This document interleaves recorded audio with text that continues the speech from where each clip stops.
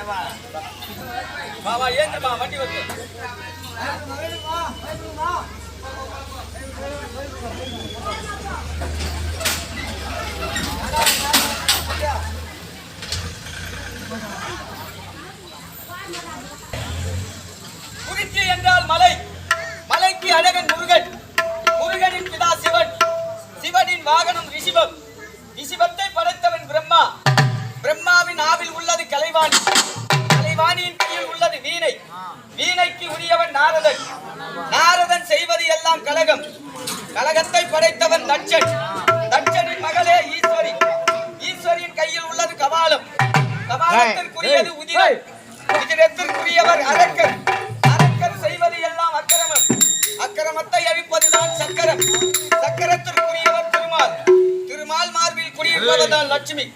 அப்பேற்பட்ட லட்சுமி கலை பொருந்திய இந்த பன்னூர் கிராமத்திற்கு மீண்டும் ஒரு முறை நன்றியினை தெரிவித்துக் கொள்கிறேன்.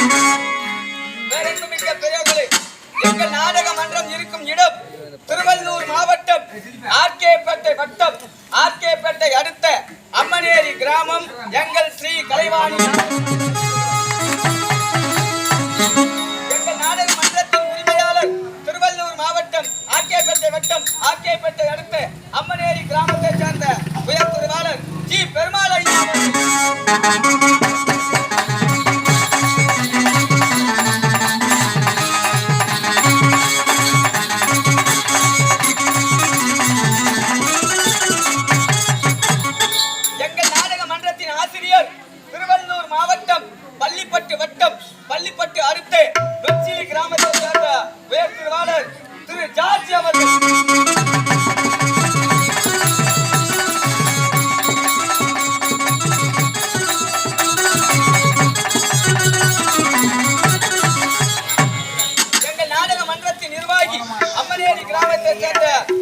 ரமேஷ் அவர்கள்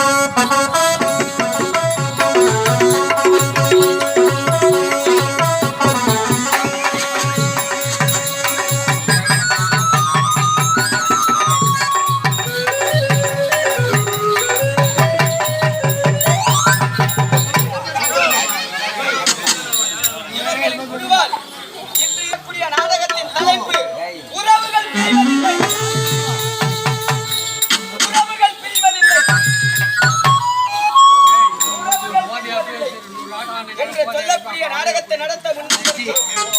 இதில் சொல் குற்றம், செயல் குற்றம், மேல தாள குற்றம், எக்குற்றம் இருப்பினும் குணம் நாடி குற்றம் நாடி அவற்றுள் மிகை நாடி மிக்க கொள்ளல் என்பது வள்ளுவனின் திருவாக்கு. அத்தன்மை போல் எங்கள் நாடகத்திலே வரும் தீய சொற்களை அகற்றி நற்சொற்களை மட்டும் ஏற்றுக்கொண்டு என்னையும் இனி வரும் நடிகரையும் மன்னிக்க வேண்டும் என்று உங்களை இரகம் கூப்பி கேட்டுக் கொள்கிறேன். அழகு அழகு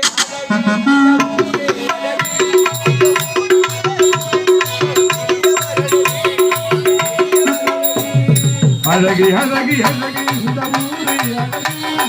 ஊருக்குள்ள குடியிருக்கும் இந்த சிறியோர்